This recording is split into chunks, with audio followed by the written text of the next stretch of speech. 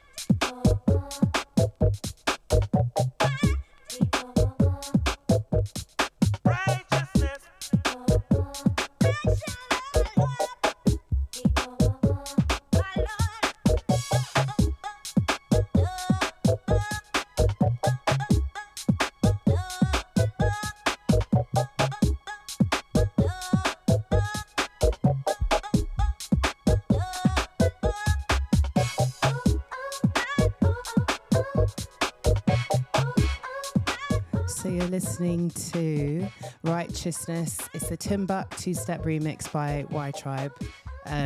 Actually heard this song a few months ago on a sticky NTS show. It was so good and I just fell in love with the song. Very, very party, very old school. Yeah, love it. So Flavor and Groove, that's the name of today's show. And it's a show about the history of the UK garage genre, from its foundations, ancestors in the LGBTQ+ New York, Chicago and New Jersey scene, to its many evolutions to the present day. I think it's one of the best genres ever. So iconic, so unique, and represents multicultural Britain, particularly the melting pot that is London. My hometown, love of my life. Today is going to be like a whistle-stop tour, really, of the different kind of eras, as much as I can fit in into the 2 hours. I've also got an interview with the amazing Blue Dollar Bills that I'm going to be playing throughout the show as well. And yeah, I made like a sort of brainstorm of the different... Sorry, I've got like partly distraction by the music. So good. I did like a word fart, which is like crazy. I did like a brainstorm of all the sort of terms and places and things that come to mind when I think of UK garage. And I've put Elephant and Castle, because Elephant and Castle, actually shout out to our producer who's also living in a castle. I forgot your name because I'm terrible. I'm bad with names and I've actually got a really hard name as well, so I use that to when I forget other people's. So Elephant and Castle, Windrush, London, Working Class Culture, Pirate Radio, Paradise Garage, which is what UK Garage was named after, and Champagne Babbler. So I wanted to rewind actually to my own timeline of UK garage, so an autobiography really of me and my sort of dip and introduction to the genre, which was as a kid really. That is after I've got like loads of notes, guys, and yeah. No, got it. Yay. So my own timeline really was through, I'd say, Top of the Pops.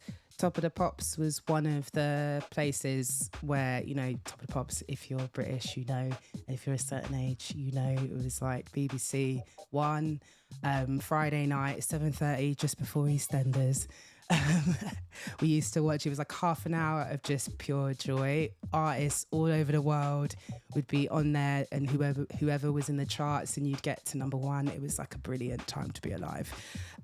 So Top of the Pops was really where I heard, I think it was Artful Dodger and Craig David, but also Kiss FM as well, because that was what I grew up listening to in the car. So I'm being from North London, so that was what I grew up listening to.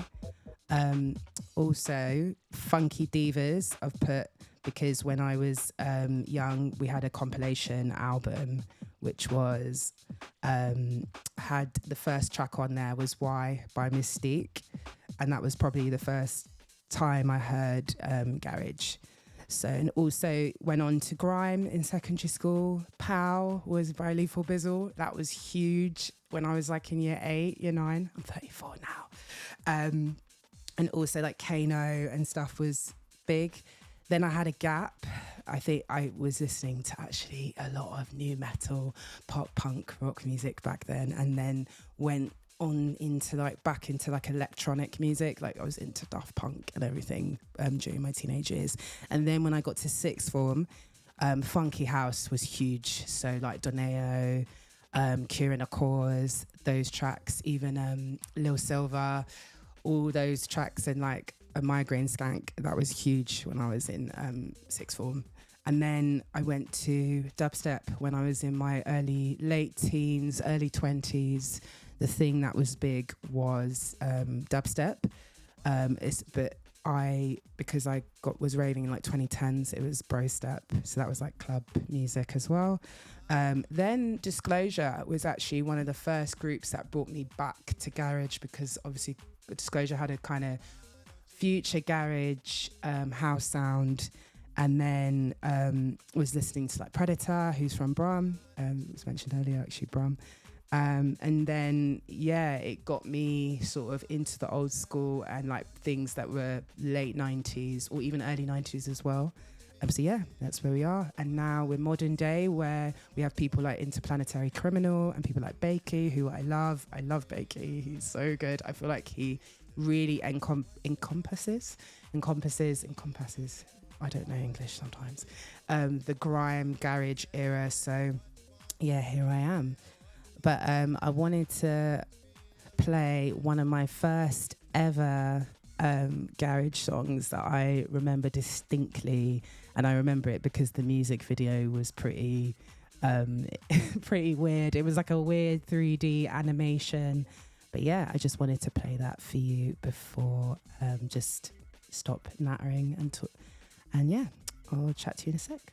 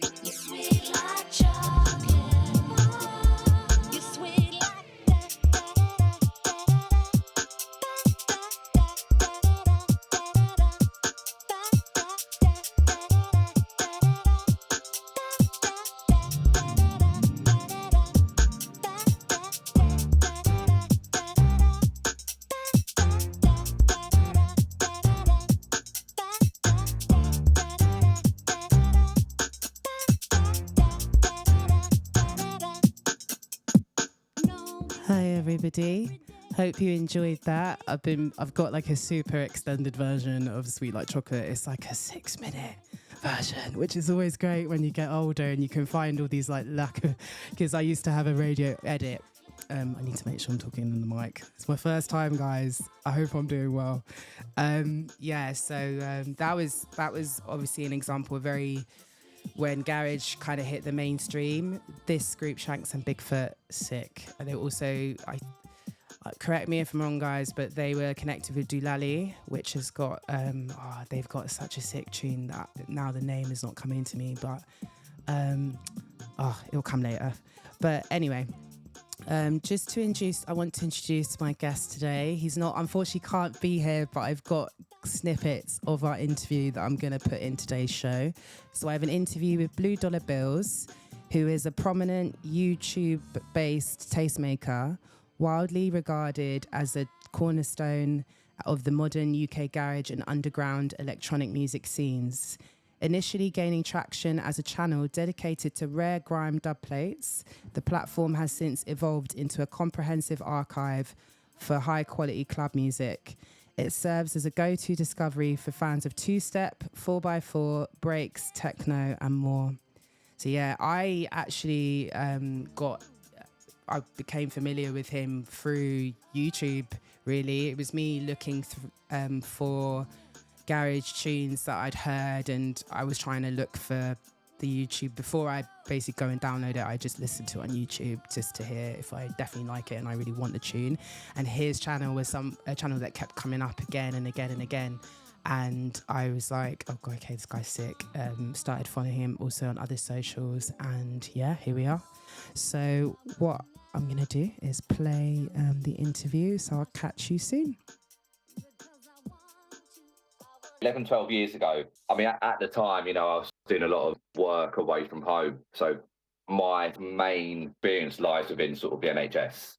Oh. And I was doing a lot of sort of like floor walking, where basically we used to go to hospitals over the country and basically go in when they're having go lives on the new system. We'd go in, basically just help them work it and teach them how to use it.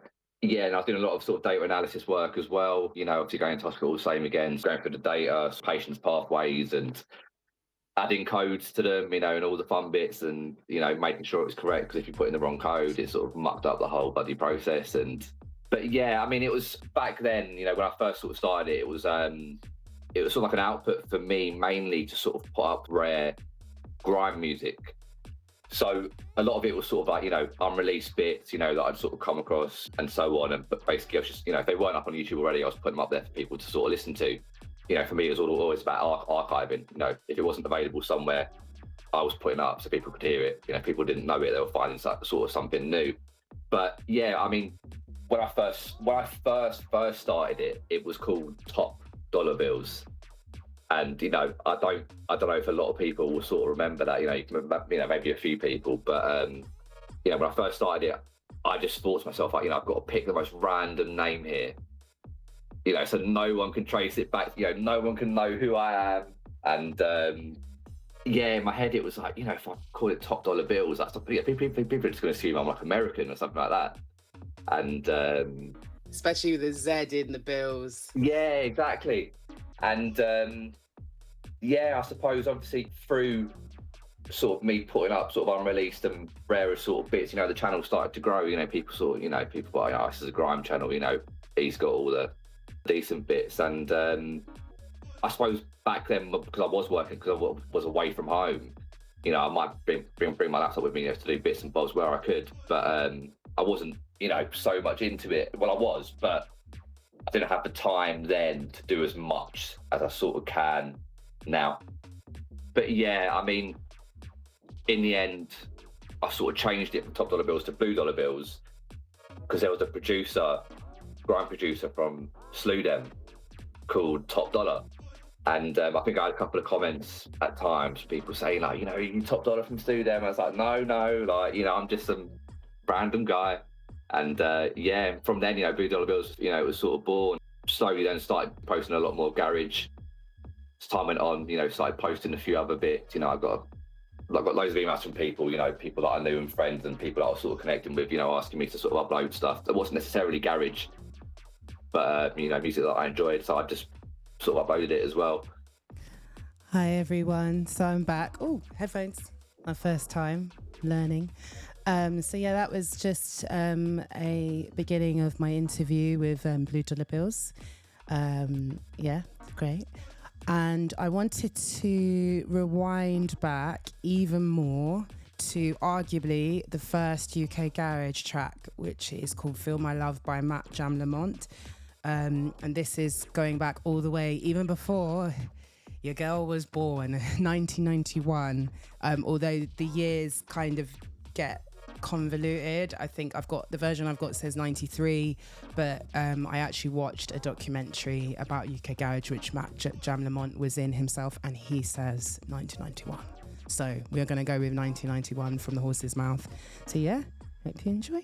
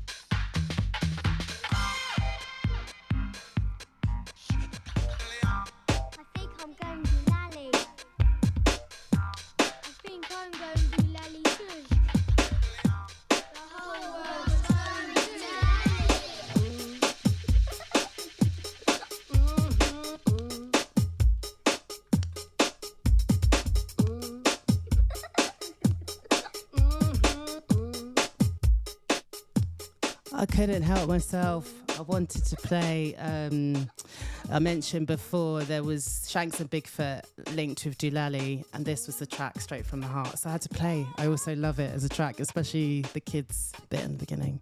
Yeah.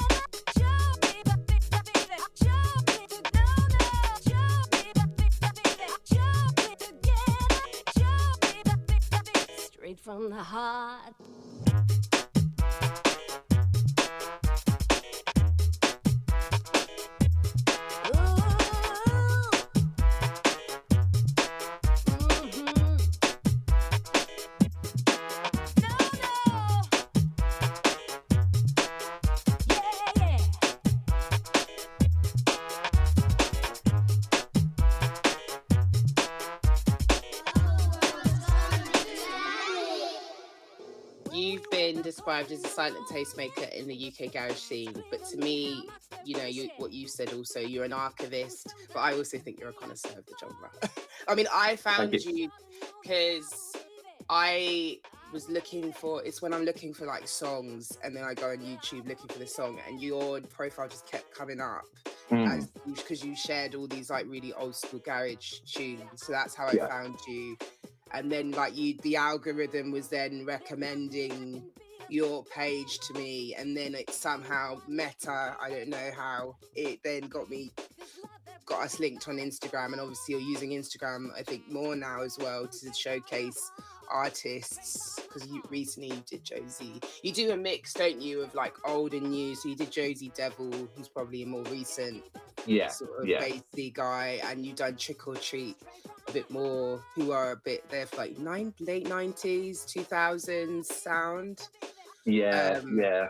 So the question was, so how would you describe yourself and the work that you do? So I mean, for me, my passion has always sort of been music as a whole, obviously mainly sort of UK garage. It was all, I suppose for me, it was like, you know, because I don't sort of DJ or I don't produce something, you know, that I would have loved to have done, just never really found time to do it due to work and other sort of commitments. I wanted to be able to give back in some way. So in my head, it was like, you know, if I can't put my own music out there, or, you know, I can't go out and DJ nights and do mixes for people and stuff like that, I can promote people, you know. So it's, you know, it was always, for me, it was always about sort of trying to put other people on. You know, so originally, you know, it was me posting a lot of, you know, just sort of like older stuff, and you know, I obviously got the main sort of Blue Dollar Bill channel. I do have another one which was called Blue Dollar Grills, which I've recently renamed to Blue Dollar Bills 2.0. But that channel was the one that I was basically using to upload a lot of the older sort of stuff. And that was like sort of, you know, your traditional two-step 4x4 UK garage, sort of speed garage. There's a bit of bassline on there as well. And that was in the midst of me, you know, sort of uploading everything else on the main channel. So I was uploading all the grime stuff. I was sort of keeping it to that on the main one, and then obviously UK garage on the other channel. But yeah, I don't know. It's just, I feel like, you know, there's so many sort of producers out there that, you know, need to be given a platform, essentially. And that's basically what I wanted to do. You know, I just wanted to, you know, it was like me saying, you know, look at this person, you know, like, their music's great, you know, you need to listen to this. But yeah, I mean, for years, obviously it was, you know, it was all the YouTube channel. That was basically my main sort of output.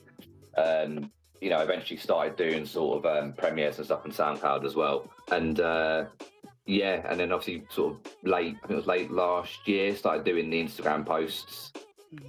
And that for me was just sort of like, I don't know if like educating is like the right word, but it was basically me just saying like, you know, look, like, you know, this is, you know, the roots of the music that you love. You know, these are the producers that, you know, that you should know. You know, these like, you know, the producers that basically set the foundations for what we have today. And yeah, I don't know. It's just like, you know, obviously it's mainly UK garage. Obviously, you know, I'll do a bit of like dubstep, or do a bit of, you know, sort of breaky stuff, a bit of, you know, break step and dark garage, and, you know, everything else. I wanted to do also shout out to Blue Dollar Bills, because sick. I'm so happy that I could interview him for this, because he's like really been inspirational for me even wanting to do sort of a history show in general. So I'm really, really happy. Also, guys, I'm multitasking as well, which is that's it. Right. This song's about to end, so I've got my little chatter track ready for me. So, yeah, I wanted to do a Pirate UK Garage shout out, really, because Pirate Radio was very instrumental in building the scene, making the scene and the genre to what it became. If it wasn't for Pirate Radio, we wouldn't even have got to where we got to, and especially because we're talking about, you know, we're in the modern day era with Pirate, with the UK Garage as well. So shout out to Heaven FM, Subjam, Freak FM, Deja Vu FM, of course, Delight, FM, Flex FM, and that's just to name a few. These stations were broadcast from tower blocks in and around London, as well as from further afield. and independent record shops as well were essential hubs. Also, another big shout out to The Music is Black. That is an exhibition that's going on at the V&A East in Stratford. I'm actually going, after I do this lovely show with you, I'm going to get on my way on the tube and go to Stratford to go and look at that exhibition. My amazing partner, who's also done all of my chatter tracks today, Matt Interject, please check him out on Insta and Bandcamp and all those amazing things. He bought me the book that accompanies the exhibition, The Music is Black, which is very instrumental in helping me to do the show today. And I'm going to speak a bit more about that book later, but also along with the Beyond the Baseline, which was another exhibition that took place in the British Library, I think last year or the year before. Everything feels like it was not that long ago, but it is in this life. It goes by so quickly. But Monique Charles, who is a historian and does a lot of work around sort of Black British music, she's written some amazing essays about UK garage. So please check it out. I've got all right, yes, all good. This is me versus the CDJs 3000s, year 3000. So I've just got a bit about from Blue Dollar Bills about pirate radio, and then I'm going to come back. So I'll chat to you in a bit. Garage is my sort of main passion, it always has been. I mean, my first sort of entrance into garage was when I was about 10 or 11, when I was living in Ponders End. There was I had a massive group of mates down my road, and there was a few of the older sort of lads as well. And it was my mate Joe. And he's proper into his garage, jungle, drum and bass, had all these like compilation CDs and stuff like that. And from there, I never sort of looked back.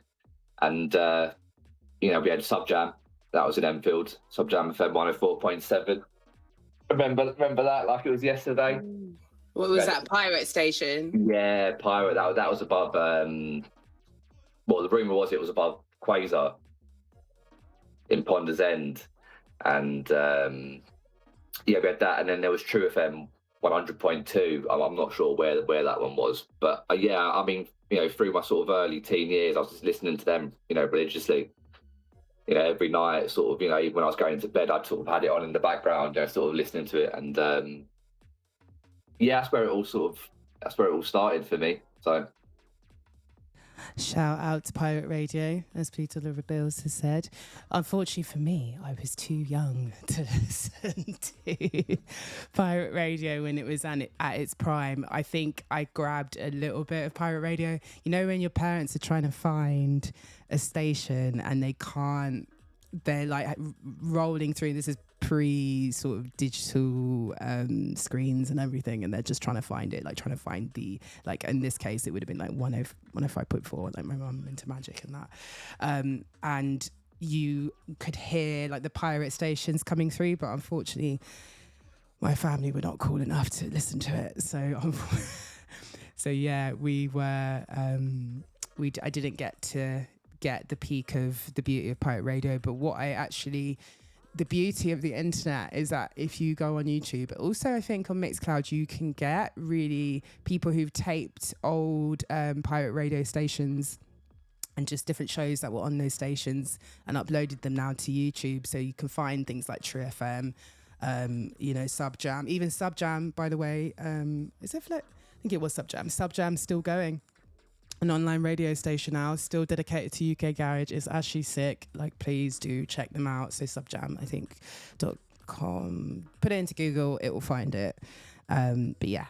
So I wanted to rewind. We've obviously spoken about the amazingness of the pirate radio scene, but I wanted to go back even further to just even pre-garage to the Paradise Garage, which was a famous venue which UK Garage got its namesake from, and without Paradise Garage we probably wouldn't even have what we have today, with the music in that era and the amazingness of the genre. So part of that was Larry Levan, who was an innovative, groundbreaking DJ who had a 10-year residency at Paradise Garage. And I've got to look through my notes again. I was about to make excuses why it's taken so long, and it's just come, and I'm just like, yes, found it so quickly. So the foundations of garage were laid in New York City, one of the most iconic nightclubs, Paradise Garage. Resident DJ Larry Levan, who was known to be the best selector that ever lived, spun his signature style of disco, funk, gospel, world music, and unidentifiable weapons week after week.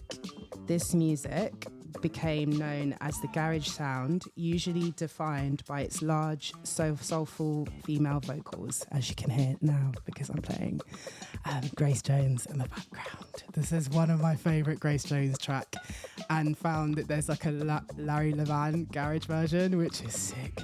This is not UK garage version. This is like related to what we were talking about.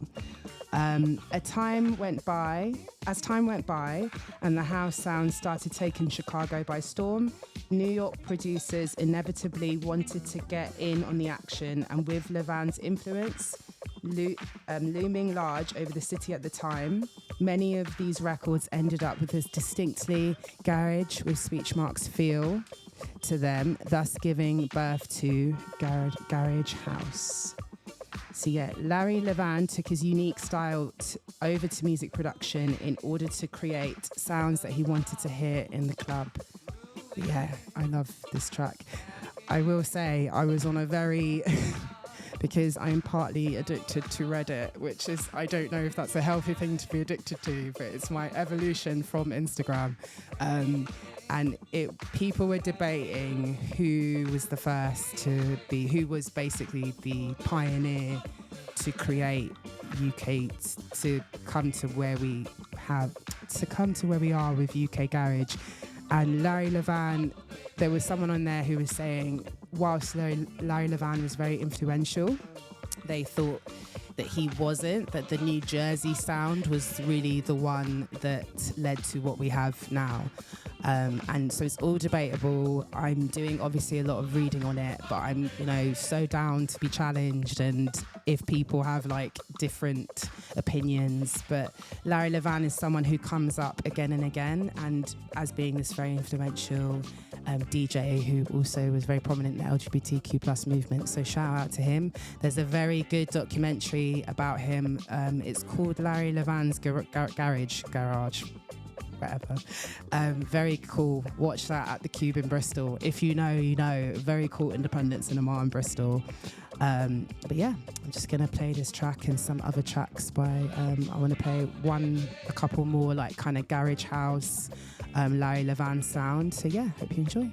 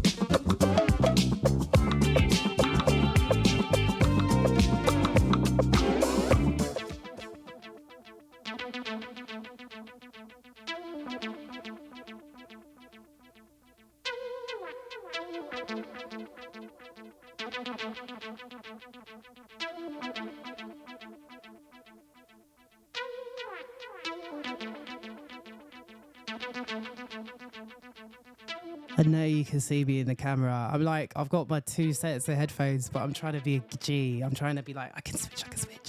But yeah, track before Pull Up to the Bumper, Larry Levan's Garage Mix by Grace Jones, and I'm playing Seventh Heaven.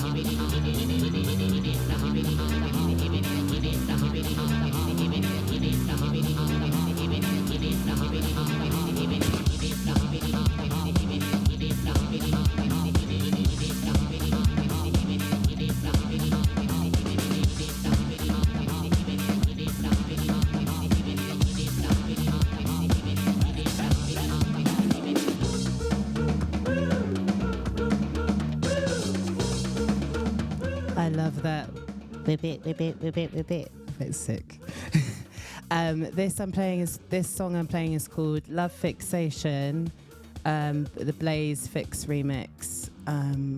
Hold on, by Kick It.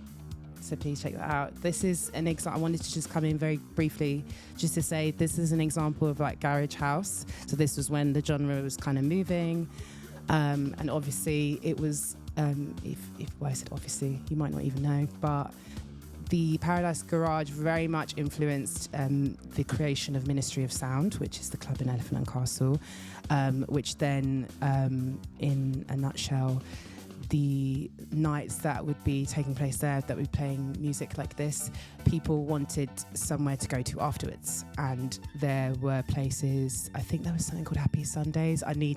Listen, I'm going to come back. I'm going to go really deep into it.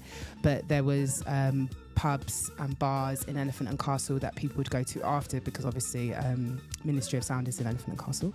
And after that, they would go to bars on like a Sunday morning where they wanted to listen to a bit different music, which is where we kind of got the birth of UK garage. So yeah, just come in. Bye.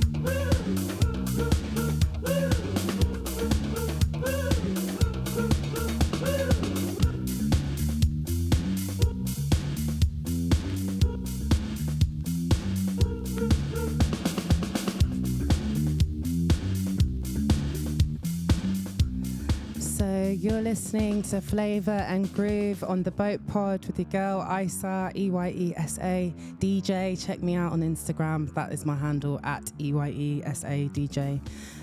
Listen back on the website www.theboatpod.com, and also the app. Please download on Android, available on Android, and I can't speak for the iPhone lot, but it's probably on the iPhone Apple Store as well. But yeah, thank you for listening to my show. If you've just joined us, Flavor and Groove is a UK garage history show, but today we're kind of doing a whistle-stop tour on the different eras. So I was just playing Love Fixation, the Blaze Fix mix, which was an example of garage house, which kind of led to the formation of the UK garage genre. I've done a badly drawn timeline, which you cannot see, but you probably hear the flicking pages of my notebook.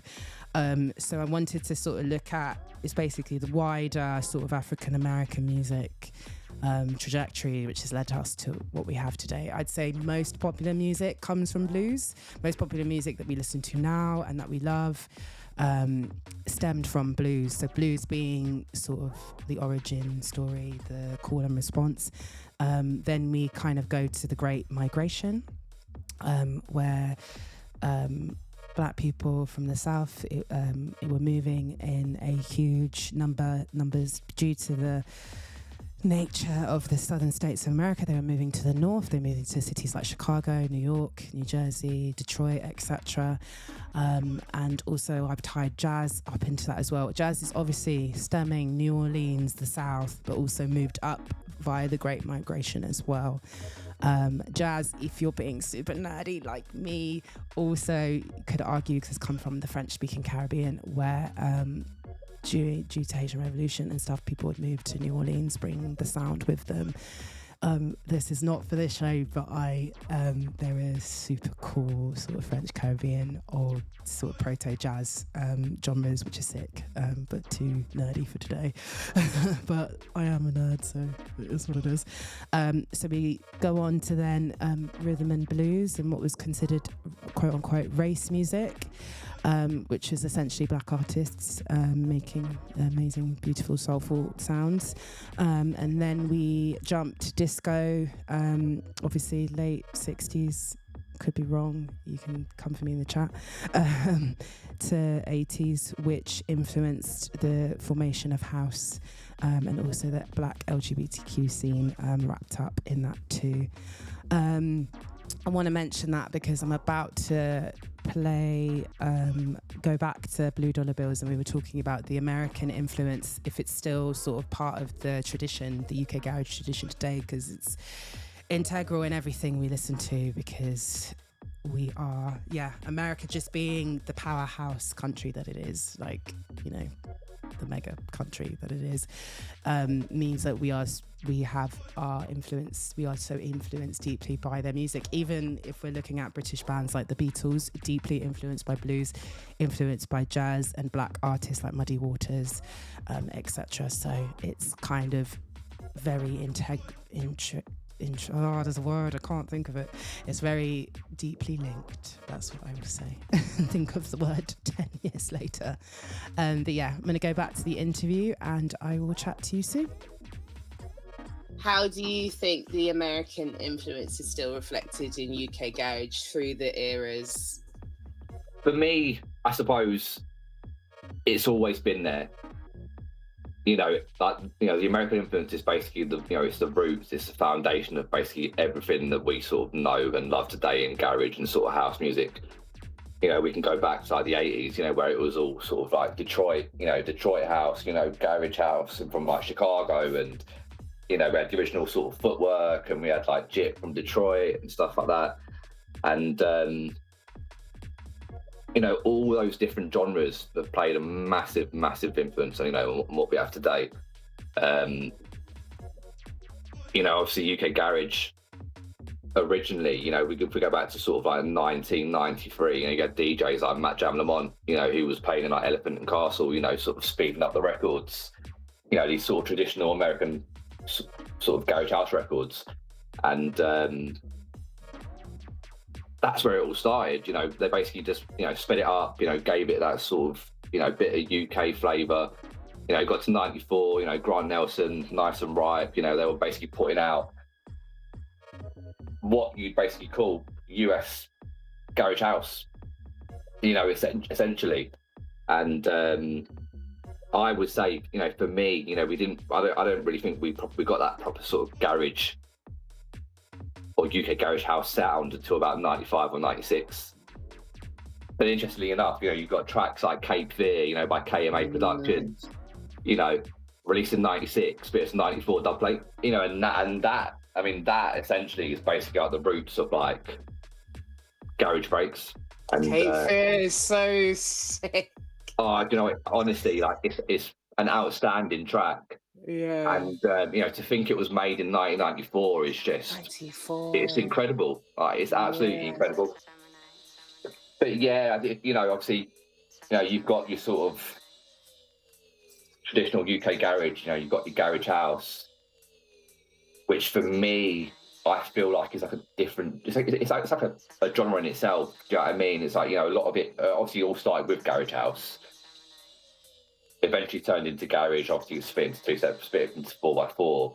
But then you've got the producers that are still making that sort of traditional garage house sound, which basically is the same as what it was back in sort of like 93, 94, but just a bit more sort of polished. And but yeah, you know, everything, you know, from the rhythms to the drums to the grooves, do you know what I mean? It's, you know, all that influence is still there to this day. Summer night. You got what I want, you got what I need. Mystifying. Summer night. You got what I want, you got what I need. You got what I want, you got what I need. You got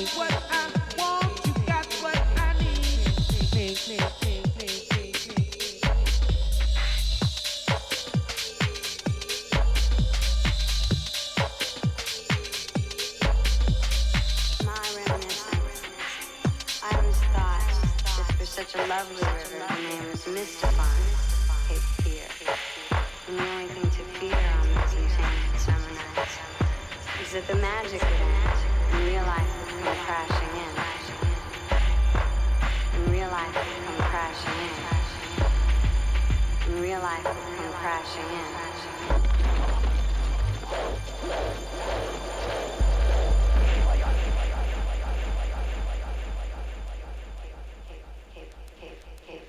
Fear, fear, fear.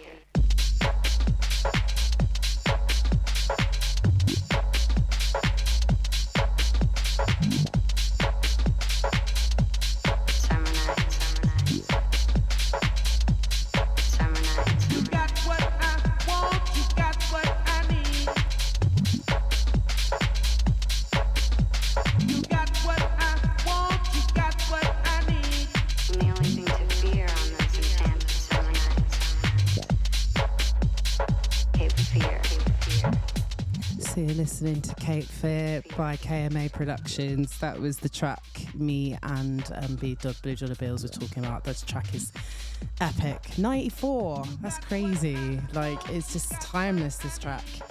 I wanted to come in. I know you guys are listening, but you can download it. So I wanted to come in with part of the essay of The Music is Black, the UK Garage by Monique Charles that I mentioned earlier. As I said, this book has different essays of Black British music to accompany the exhibition.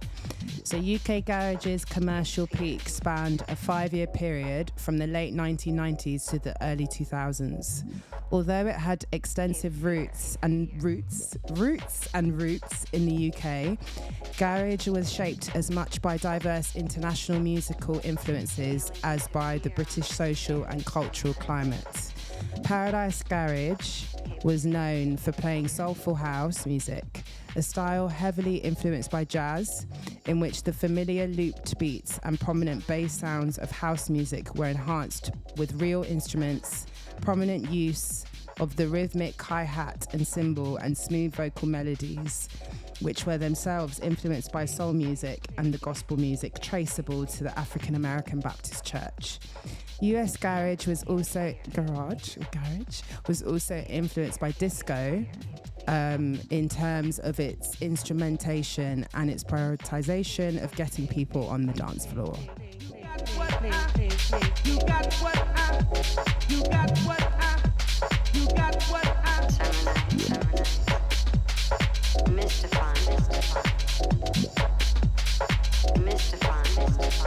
And the only thing to fear on those enchanted summer nights.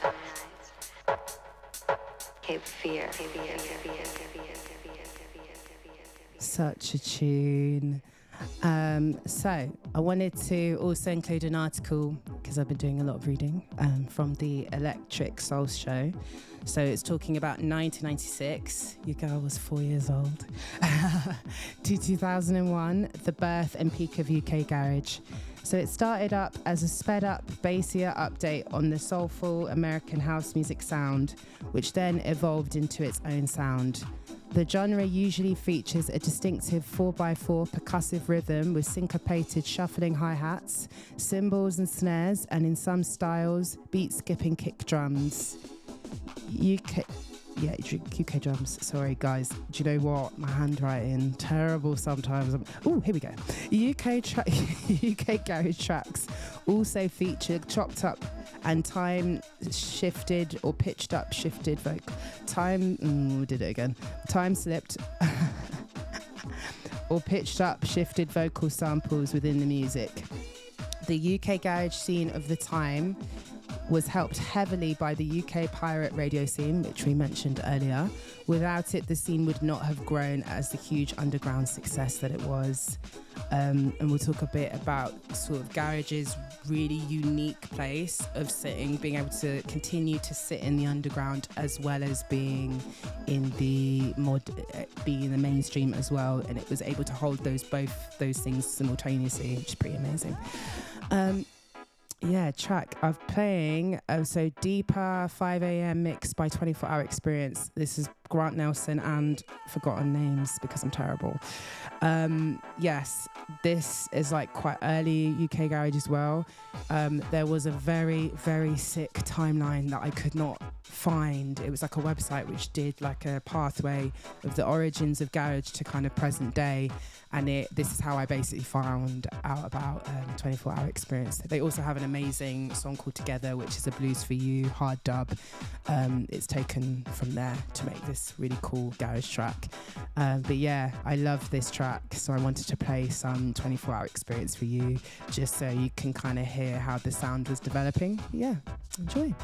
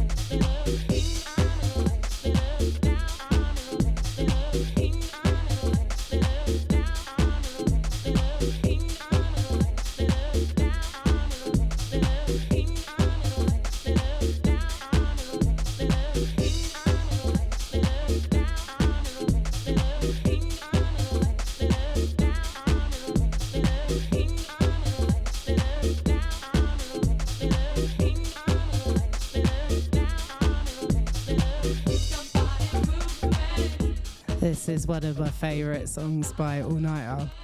That random loopy bit with the vocals. I just love it. I think one of the things I love about garage is they'll loop a random vocal and then we'll all be singing it, even though it makes no sense. That.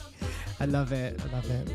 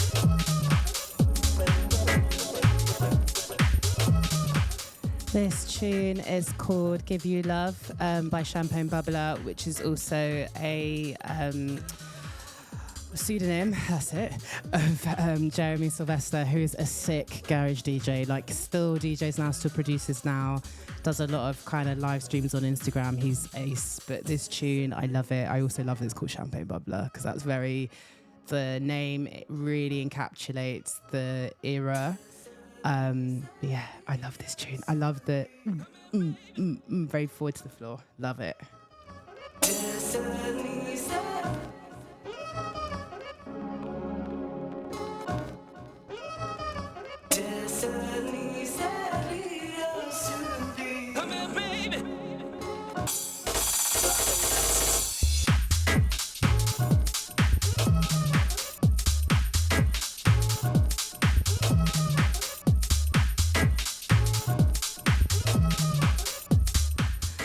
So between 1999 and 2002, UK Garage dominated the UK charts in a way that underground dance music rarely does.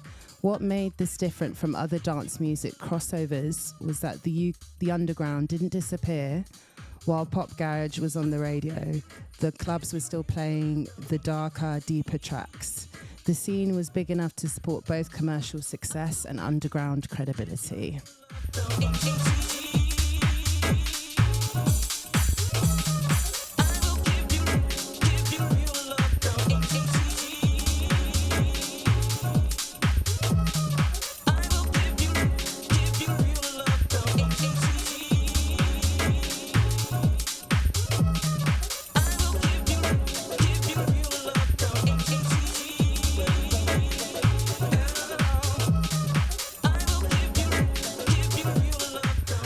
wanted to come in and talk about currently actually how I discover UK garage tracks, both old and new.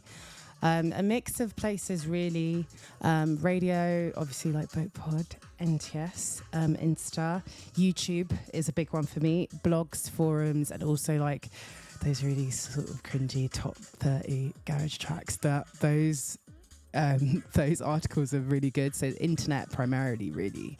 I think online radio has come a long way. Shout out to the BoAt for giving me a show today as well. 2 hours, I feel, and I'm really enjoying it. It's really great. Please follow BoAt, www.boatpod.com. Also download the app on both Android and Apple Store. And also follow me on Instagram. I'm also on Mixcloud as well, where I upload quite a lot of mixes. I'm DJing next week. I'm at the Full Moon in Bristol. If you are in Bristol, I'm there from 7 to 11, which is a very decent time for 30-year-olds, 30-plus-year-olds to be playing. And I'm really excited. I'm also going to be playing for Menu Music in a couple of weeks as well. But if you follow, and also at Jam Jar up in Bristol, so do follow me on there if you want to see where I'm at. But yeah, I also wanted to mention CDs being quite an integral part, because I have a love of going to charity shops and picking up CDs. I have obviously my decks at home where I can play CDs, but also my car, which is currently in to get repaired. But yeah, that's been a great way of me discovering new music. So it's been really exciting. I love this journey. I'm literally, if you see me at work, I'm playing music and mixes and listening to like people, as well as working at the same simultaneously, because multitasking is amazing. But yeah, this is one of my favorite garage tracks. This is called Crazy by Ken. I discovered it on, I think it was a Speed Garage compilation mix by Ministry of Sound, quite an old one. Very, if you find it, because I can't remember the name, it's actually my car, bloody CD. It's very futuristic looking, very 2000s, it's great. But I think that one was mixed by Pete Tong and Boy George, actually. But this track was on there and I love it, and I just wanted to share it with you.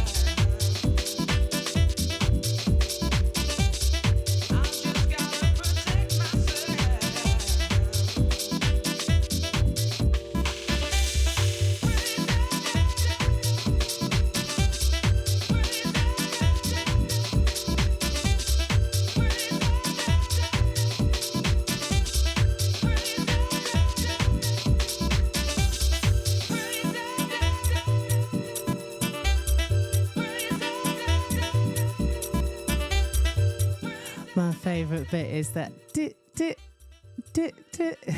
don't ask why. I just really like it. I don't know why. It just sounds so cool.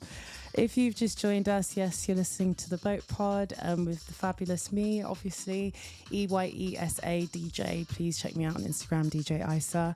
and this is a UK Garage History Show. I'm playing Crazy by Ken. Hope you like it. It's I think it's late 90s. Don't ask me the year. I was very young when this song came out. So I've got an interview with Blue Dollar Bills if you've just joined us. So he's a prominent YouTube-based tastemaker, widely regarded as a cornerstone of the modern UK garage and underground electronic music scenes. Initially gaining traction as a channel dedicated to rare grime dub plates, the platform has since evolved into a comprehensive archive for high-quality club music. It serves as a go-to discovery for fans of two-step, 4x4, breaks, techno, and more. So yeah, I'm going to play some of his interview soon.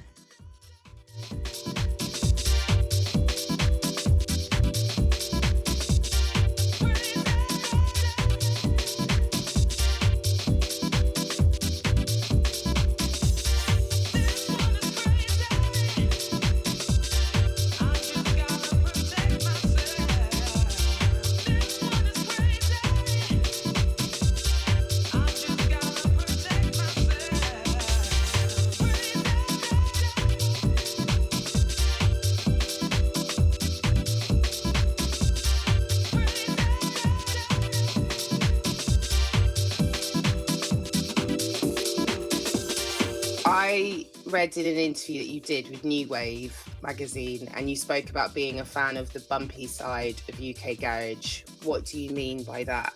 So the bumpy side, I've loved the sort of bumpy stuff from sort of day dot. It's what I sort of, when I was listening to Sub Jam and True FM stuff, that was a lot of the stuff they were playing, during the sort of 2000s.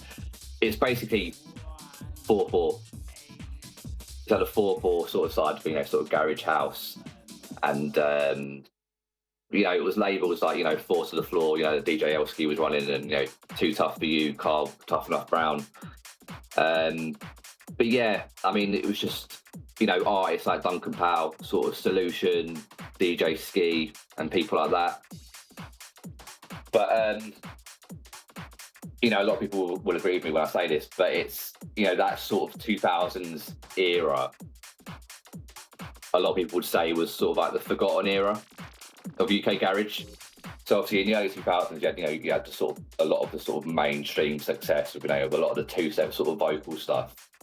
But Artful Dodger and yeah, exactly. And, And but yeah, a lot of stuff that was being played on radio was like 4/4 stuff. And obviously at the time, where garage was sort of breaking away and crossing over into genres like, sort of like grime and dubstep and breakstep and stuff like that.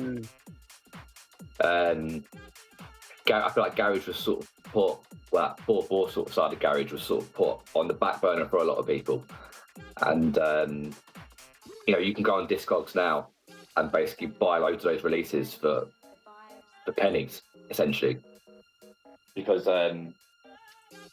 people just weren't really bumping that sound at the time, which I've always found to be a shame, because for me it's one of my favourite sort of eras. And I call it bumpy, but a lot of other people call it bumpy. But yeah, it's basically just 4/4 garage. What's your favourite song from that bumpy scene, or top song that comes to mind? Do you know what? There's a Solution dub of a track called Runaway by New York and Soul. And if you want to hear like 2000s 4/4 garage, like that track is basically just it in a nutshell.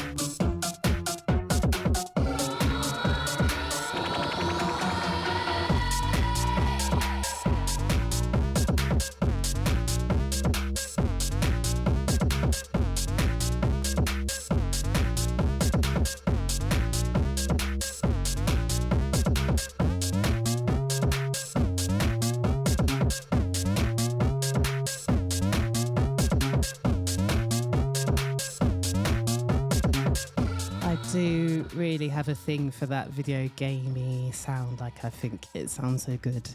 I don't have all this fancy music technological terms, but I know how the music makes me feel. And yeah, I really like that kind of, it reminds me like a kid's game, like from back in the day. But yeah, I love this track, is sick.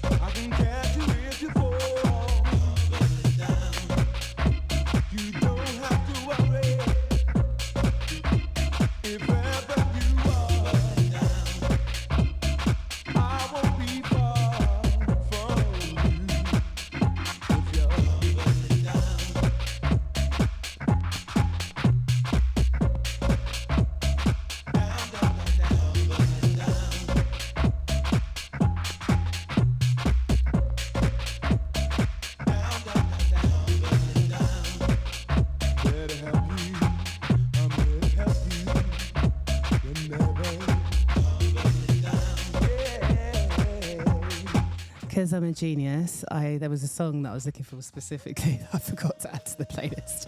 And it's like a W, so I had to see DJ Life, all right? Sometimes I'm like, oh yeah, aha, I want that song. And it's like W, so I spend a long time looking for it.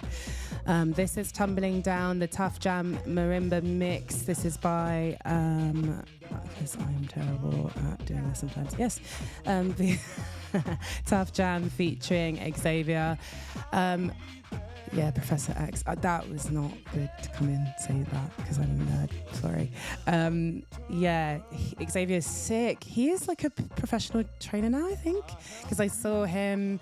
I think they brought him in actually on Kiss to sing Just Gets Better With Time, a song which I would play, but I play it so much that I thought, let me do something else because I love that track. But Just Gets Better is my tune. That is my tune. I love it. I'll probably play it another time. But yeah, I hope you're enjoying this.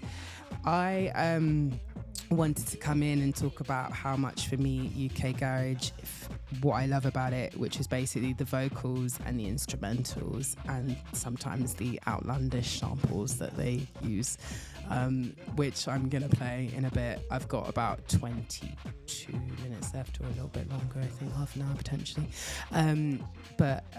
Yeah, I also wanted to come in and play some Wookie, because Wookie is essential to garage. Wookie is sick. He used to be part of Soul to Soul, and then he became a UK garage producer. Obviously Soul to Soul was a lot of British soul, British black soul, which was sick. And yeah, I think he is a great producer as well, so I wanted to bring him in, so I will. I'm gonna bring him out after I stop talking.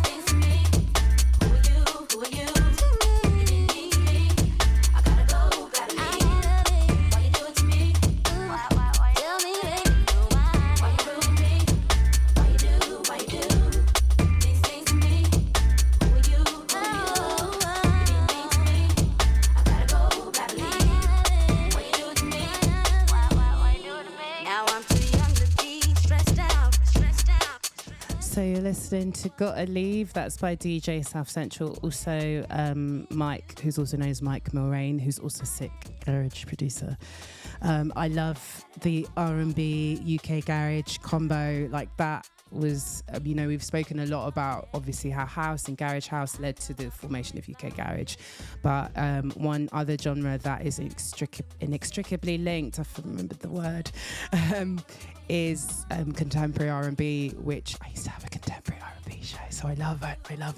I love R&B. Contemporary R&B is basically the genre of R&B which who I believe the queen is Janet Jackson. She is the queen of that genre. Without her, we wouldn't have New Jack Swing. We wouldn't have had like the peak epicness that's contemporary R&B. But the way that kind of fell hand in hand with UK garage for me is beautiful. Timbaland and his beats. This stuff here, man. Hold up, wait a minute. You could prevent it. I know what you are all about. I knew from the beginning, so I guess now you're finished.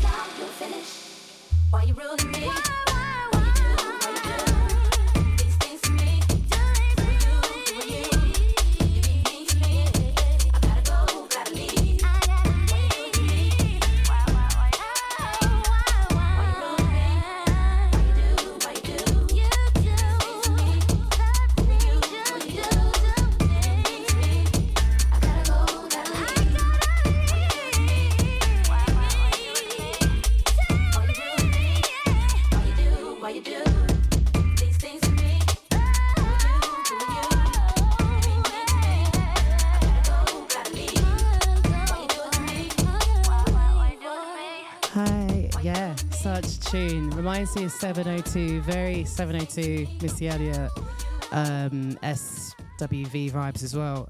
Another group which I love. That could go down loads of tangents, so I'm going to stop there. I wanted to kind of mix it up. I mentioned I love outlandish samples with garage, and I've got a couple here that I really want to play. It's cheesy and corny, but I'm going to do it anyway. I think one of the things that makes UK garage British is this, like the kind of chaotic craziness of it, and the kind of use of popular culture to make the sound as well, to inspire the sound. And I also love when they use like movie samples. Horsepower Productions, who is proto dubstep. Check them out if you like movie samples in your music. But yeah, I'm going to play that and I'll come back. You smoke, Paul? No, I don't. Me neither. I don't smoke cigarettes. I don't smoke cigars. I don't smoke a pipe.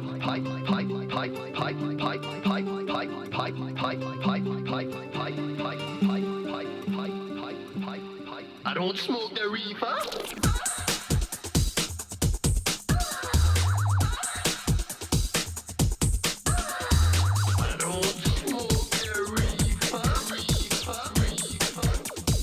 Don't smoke the reefer.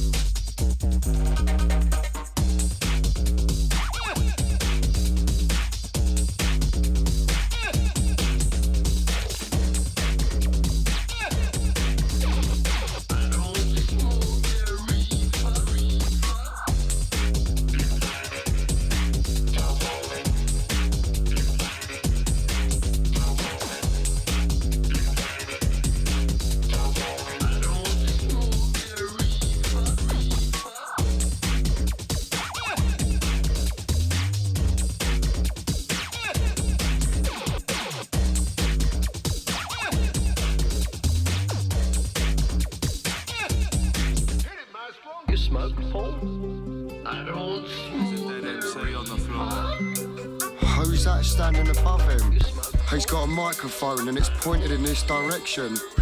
I think it might be MC Grinder. Who? MC Grinder.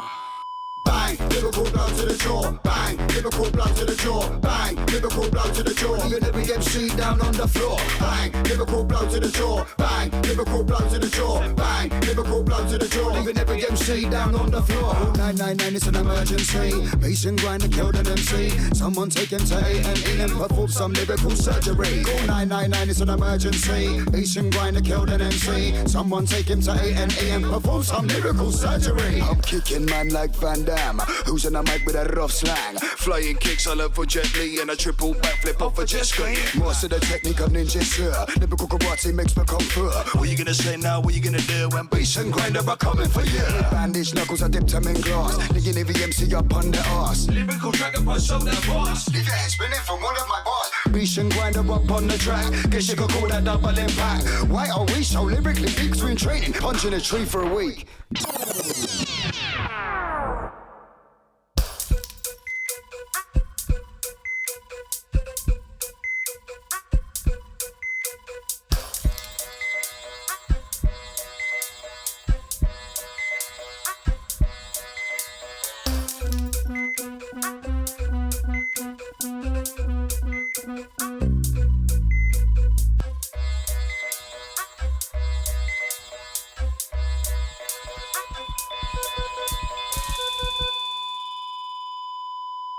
MC Grinder. Bang, lyrical blow to the jaw, bang, lyrical blow to the jaw, bang, lyrical blow to the jaw, leaving every MC down on the floor, bang, lyrical blow to the jaw, bang, lyrical blow to the jaw, bang, lyrical blow to the jaw, leaving every MC down on the floor. 999, it's an emergency, bass and grind killed an MC, someone take him to A&E and perform some lyrical surgery. 999, it's an emergency, bass and grind killed an MC, someone take him to A&E and perform some lyrical surgery. I'm kicking man like Van Damme, who's in the mic with a rough slang, flying kicks all over Jet Li and a triple backflip off a jet ski. Master the technique of ninja sir, lyrical karate makes me come through. What you gonna say now, what you gonna do when bass and grinder are coming for you? Bandage knuckles, I dipped them in glass, nigga every MC up on the arse. Lyrical dragon punch, show that boss. Leave your head spinning from one of my bars. Bass and grinder up on the track, guess you could call that double impact. Why are we so lyrically big between training, punching a tree for a week?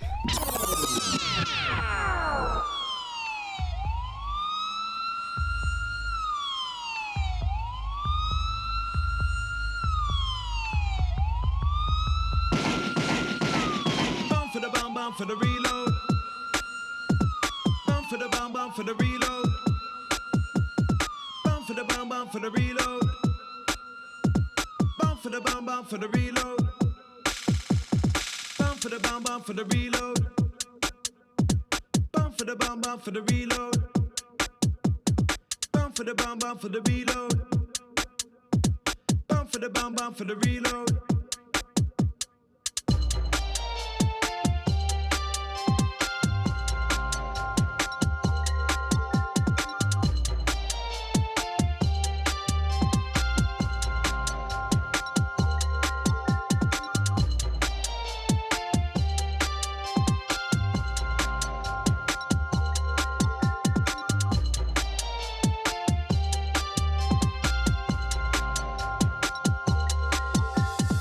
I'm coming in because there's a swear word.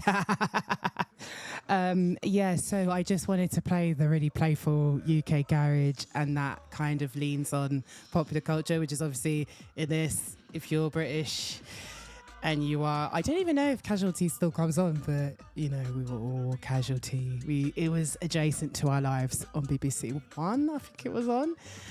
And I played People Just Do Nothing, so Corrupt FM, Heart Monitor Rhythm. If you want to laugh and you like that very much, like mockumentary stuff, People Just Do Nothing is sick. It's about a crew, a UK who have a pirate radio station in West London.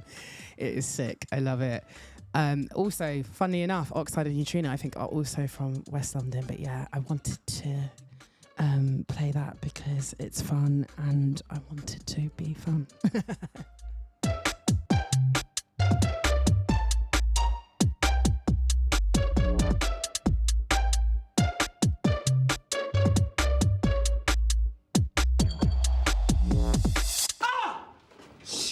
So yeah, I wanted to I really like the use of popular culture in garage, and the sort of that combined with the London grittiness and just general British grittiness, British grey weather, as this undecided summer, as I'm describing it now, I think is what makes our sound so raw and so good. So yeah, just coming in again. You say, we say, they say, make some. Bound for the bound for the reload. Bound for the bound for the reload. Bound for the bound for the reload. Mr. DJ, give me that reload. Bound for the bound for the reload. Bound for the bound for the reload. Bound for the bound for the reload. Mr. DJ, give me that reload.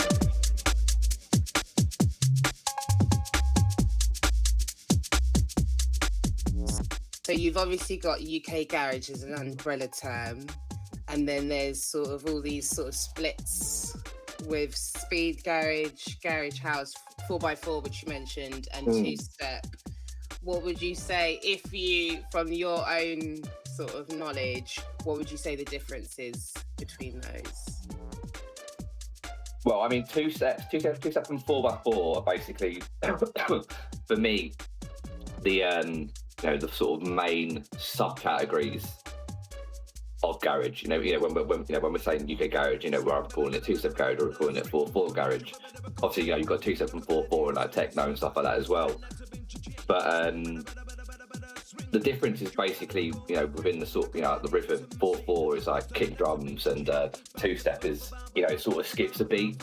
Whereas 4/4 is like, 1, 2, 3, 4, 1, 2, 3, 4. But for me, I mean, like 4/4 has always sounded like it's, call it like chunky. Do you know what I mean? It's more like sort of like upbeat in a way. Whereas like two-step's more sort of like, sort of free flowing. There's a lot more space in the music. And, that's exactly, how sort of like grime was made, because there was so much space in two-step. It sort of developed into dark garage, and then obviously it developed into grime where it was more skippy, so MCs could sort of spit on it. And, I think that's just sort of the main difference for me, especially.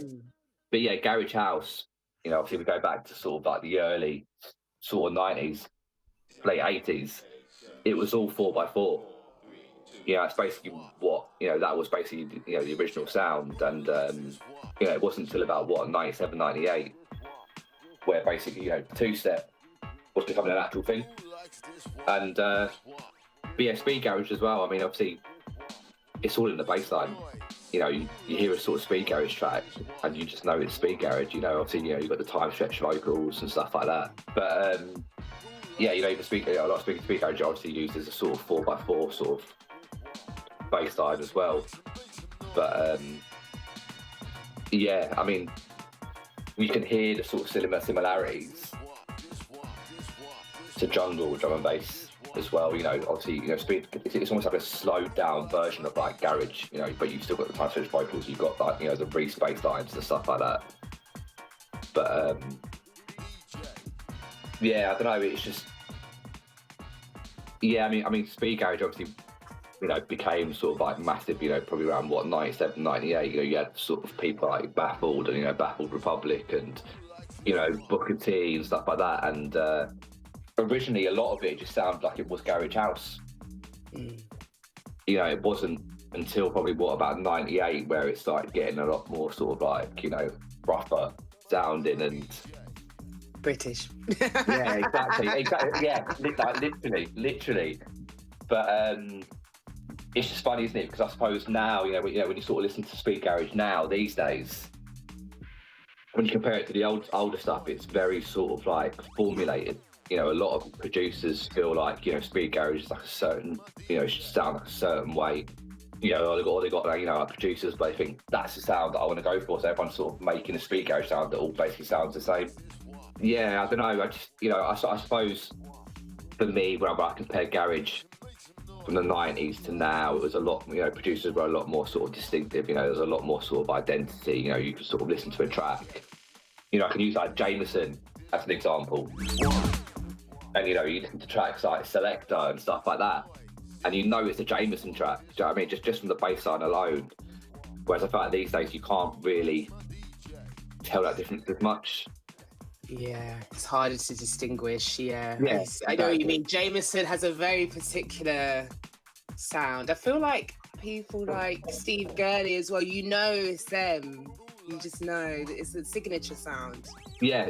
I mean, Steve Gurley is like the king of drums. Like obviously, two-step drums. Like there's literally no one like him. But these sort of people, they were like a massive influence, and you can still sort of hear that in music today. Just wanted to come in. I'm playing. We've just mentioned Jameson, who I'm just playing this one, Club Mix, such a tune. We're coming to the end of the show, but thank you so much, guys, for joining me. I'm gonna play. Actually, I tell you what, I wanted to play Steve Gurley, but I knew I basically make sure I have loads of songs to play. If we just do a very big whistle stop to present day, I actually want to play one of my favourite tracks this year that I've been playing quite a lot, and that goes down quite well in a pub and also very dancey.